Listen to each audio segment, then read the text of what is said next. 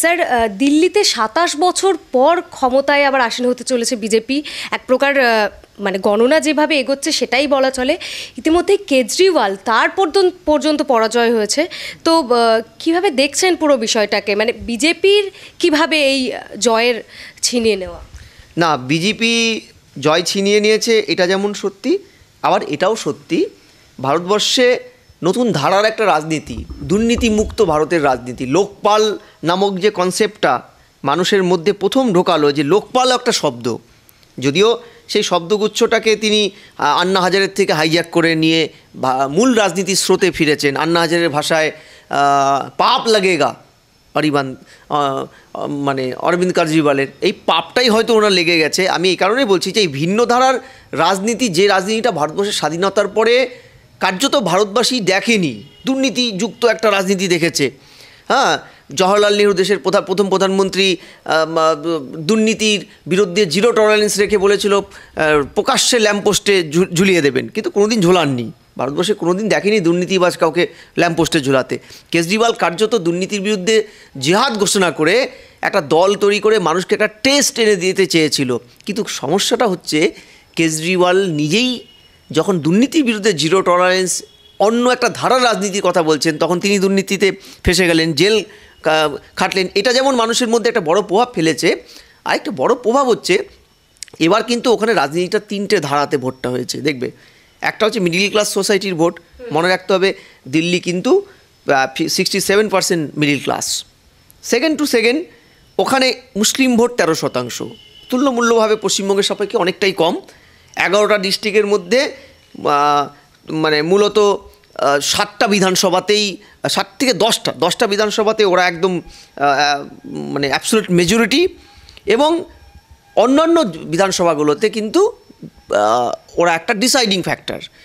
তৃতীয় হচ্ছে জনমোহিনী বিভিন্ন প্রকল্প, বিশেষ করে 71.7 লাখ মহিলা ভোটারদের মধ্যে যে প্রভাব। মনে রাখতে হবে মুসলিম ভোটটা কিন্তু একটা সময় ছিল কংগ্রেসের একদম রেজিমেন্টেড, স্ল্যাম ভোট কংগ্রেসের রেজিমেন্টেড, মানে দরিদ্র ভোটাররা। এই মুসলিম ভোটটা 2020 সালে যখন শাহিনবাগের সিএ বিরোধী বিশাল মুভমেন্ট হলো, সিএ বিরোধী, এনআরসি বিরোধী, তখন কিন্তু কার্যত যাদেরকে ওরা ভাবতো, দিল্লিতে কী হয় জানো তো, দিল্লিতে আমরা সার্ভে করতে গিয়ে দেখেছি দিল্লির মুসলিম সোসাইটির মধ্যে একটা কথা প্রচলিত আছে যে আমাদের হৃদয়টা কংগ্রেস আর মনটা হচ্ছে আপ, তাই তো? কিন্তু এই মনটা ওদের ভেঙে গেছে কেজরিওয়ালের প্রতি, কারণ 2020 সালে যখন ব্যাপক ওদের উপরে করছে কেন্দ্র সরকারের বাহিনী, ঝাঁপিয়ে পড়েছে দিল্লিতে, তখন তোমরা জানো ওখানে তাবলিগ জামাত নিষিদ্ধ হয়েছিল, তারা নাকি করোনা ছড়িয়েছে তার জন্য। এত কিছুর পরেও কার্যত কেজরিওয়াল কিন্তু চুপচাপ থেকে দূরত্ব বজিয়েছিল, ওদের পাশে দাঁড়ায়নি প্রথম। দ্বিতীয়, বরং উল্টো পাশে হেঁটে বিজেপির হিন্দুত্ববাদীর কাউন্টার পলিটিক্স হিসেবে সফট হিন্দুত্ব, কখনও তিনি হনুমান চাল্লিশা পড়ছেন, কখনও তিনি সোজাসুজি চলে যাচ্ছেন হনুমান মন্দিরে, এইটা করতে গিয়ে কিন্তু মুসলিম সোসাইটি কিন্তু সরে গেছে। আর তৃতীয় ধাক্কাটা মুসলিম ভোটারদের মধ্যে পড়েছে যখন আপ ইন্ডি জোটের অন্যতম একজন শরিক কংগ্রেসের বিরুদ্ধে তৃণমূলের পদাঙ্ক অনুসরণ করে অনাস্থা এনেছে, এবং অনাস্থা শুধু আনেনি, কংগ্রেস ইন্ডি জোটে থাকতে পারবে না বলেও কিন্তু বিদ্রোহ ঘোষণা করেছে। এখানের মুসলিম সোসাইটির একটা রেজিমেন্টেড ভোট কিন্তু এতে কেজরিওয়ালের প্রতি হতাশ হয়ে গিয়ে তারা বিজেপির দিকে কিছুটা গেছে, কিছুটা ভোট এআইএমএ সিদ্দিকি, আসফাকুল্লাহ সিদ্দিকির কিছুটা ভোট ব্যাংকে গেছে, কিছুটা গেছে হচ্ছে কংগ্রেসে। অর্থাৎ মুসলিম ভোটটা স্প্লিট হওয়া কিন্তু কার্যত কোমর ভেঙে দিয়েছে। যেমন তোমার কেজরিওয়ালের তুমি খেয়াল করে দেখো যে ওখলা, বাবরপুর, মুস্তাফাবাদ, শ্রীরামপুর মাটিয়া, মহল, বল্লিমারন এবং চাঁদনি চক, এই যে পার্টগুলো মুসলিম অধ্যুষিত, এখানে কার্যত খাতা খুলতে পারিনি। এটা 7টাই ছিল আপের। দ্বিতীয়, যে মিডিল ক্লাস ভোটে শুধু এবার আর জনমোহিনীর দিক থেকে কেজরিওয়াল এগিয়েছিল তা নয়, কেজরিওয়াল যেখানে বলছে আমি ক্ষমতায় আসলে 2100 টাকা, 1000 থেকে 2100 টাকা মহিলাদের জন্য করে দেব, সেখানে কিন্তু মানে বিজেপি বলছে আমরা ক্ষমতা আসলে 2500 টাকা করবো, অর্থাৎ জনমোহিনীর দিক থেকেও মিডল ক্লাস সোসাইটির কাছে অনেক বেশি এগিয়ে ছিল কিন্তু, বা তুল্যমূল্য একই সমান তরে ছিল বিজেপি। তৃতীয়, তো কংগ্রেসও করেছিল না তাহলে শোনো, এই এখানে ব্যাপার আছে, বড় গাছের নিচে লোকে আশ্রয় নিতে চায়, ঠিক আছে, নদীর সেই ঘাটেই লোকে নোঙর দিতে চায়, সেই ঘাটটা খুব শক্ত। তাহলে কংগ্রেস তো কার্যত ভারতবর্ষে ক্ষমতায় আসার এই মুহূর্তে দূরদূরান্ত কোনো সম্পর্ক নেই, কোনো সম্ভাবনা নেই। তাই মানুষের ভোটারদের টেন্ডেন্সিটা কিন্তু থাকে ওই রকম, যে কাকে ভোট দিলে আমার ভোটটা মিস ইউজ হবে না ম্যাক্সিমাম। ফলে এই জায়গাটা একটা বড় কারণ হয়েছে। অ্যান্টি ইনকামবেন্সি ফ্যাক্টর একটা কাজ করেছে মুসলিম ভোটার, আমি যেটা বললাম তোমাকে, কাজ করেছে ক্লাস ডিভিশন, শিডিউল কাস্টদের একটা বড় ভোট চলে গেছে বিজেপির দিকে। সেই কেন গেছে?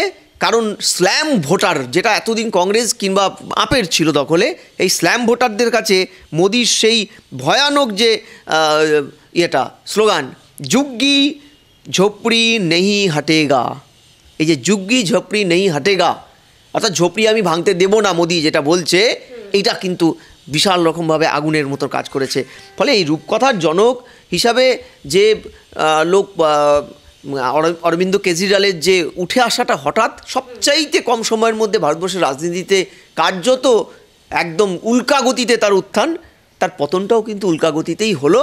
এবং তার পিছনে যে ঘটনাগুলো দায়ী, তার মধ্যে একটা বড় কারণ এটা, আমি যে আশঙ্কাটা করছি এবার, যে বিজেপি আঞ্চলিক দলের বিরুদ্ধে, তৃণমূল বা আপের মতো দলের বিরুদ্ধে এতদিন কার্যত এটে উঠতে পারেনি। এই ভোটটা রেজিমেন্টেড ছিল কার দিকে? ও বিজেপি সবসময় ভোটে জিতেছে কংগ্রেসের সাথে লড়ে, কারণ পপুলার পলিটিক্সের দিক থেকে বিজেপি যোজন দূরে এই আঞ্চলিক দলগুলোর থেকে। কিন্তু এইবার কার্যত এই পপুলার পলিটিক্সকে মাত দিয়ে বিজেপি যে মেকানিজমই হোক, দিল্লি যে কায়দা দখল করলো, অদূর ভবিষ্যতে কিন্তু আর যেসব আঞ্চলিক দলগুলো বিভিন্ন রাজ্যে আসীন থেকে বিজেপি বিরোধিতা শুধু করছে না, বিভিন্ন জায়গায় বিজেপিকে কোণঠাসা করতে চাইছে, তাদের ক্ষেত্রে কিন্তু একটা অশনির সংকেত এবার। স্যার, একদমই আঞ্চলিক দলের প্রসঙ্গ আপনি তুললেন। আমি যদি আমাদের রাজ্যের কথা বলি, তাহলে বিজেপি যদি দিল্লিতে আপকে সরিয়ে ক্ষমতা দখল করতে পারে, পশ্চিমবঙ্গেও কি এই সম্ভাবনা থাকছে? না, পশ্চিমবঙ্গে দেখো, প্রত্যেকটা রাজ্যের ভোট চিত্রটা তো আলাদা হয়। পশ্চিমবঙ্গের ভোট চিত্রটা কিন্তু একটু আলাদা। দিল্লির 11টা জেলায় অলমোস্ট সবগুলোতেই হিন্দু অধ্যুষিত, একটা তো মুসলিম অধ্যুষিত নয়। ওখানে মাত্র 17 বিধানসভা, 14 থেকে 17% মুসলিম বেল্ট। ফলে এরা একটা ফ্যাক্টর হতে পারে, বাট নট কি ফ্যাক্টর। কিন্তু পশ্চিমবঙ্গে এই মুহূর্তে প্রায় 33% ছুঁই মুসলিম ভোটার, সংখ্যালঘু ভোটার। অলমোস্ট 125টা বিধানসভাতে কন্ট্রোল করে সংখ্যালঘুরা। এই হেন পরিস্থিতি দাঁড়িয়ে এই জায়গায় প্রতি 3টা ভোটার পিছু একটা ভোটার কিন্তু সংখ্যালঘু। ফলে এই জায়গায় বিজেপি তার যদি হার্ডকোর হিন্দুত্বটাকে, মানে হিন্দি হার্ড বলয়ের হিন্দুত্বটাকে এখানে অ্যাপ্লাই করে জিততে চায়, অর্থাৎ রসগোল্লার জায়গায় যদি তারা লাড্ডু রাজনীতিটাকে এখানে আনতে চায়, দিয়ে বাংলা বিজয় করতে চায় পশ্চিমবঙ্গ, তাহলে আমার মনে হয় কিন্তু এটা খুব একটা সহজ হবে না, বা কার্যত হবেই না। কারণ মনে রাখতে হবে, আইডেন্টিটি পলিটিক্স বা পোলারাইজড পলিটিক্সে কিন্তু হিন্দু ভোটটা কনসলিডেট করে না কোনোদিনও একটা জায়গা, বিশেষ করে বাঙালি হিন্দু ভোটটা করে না।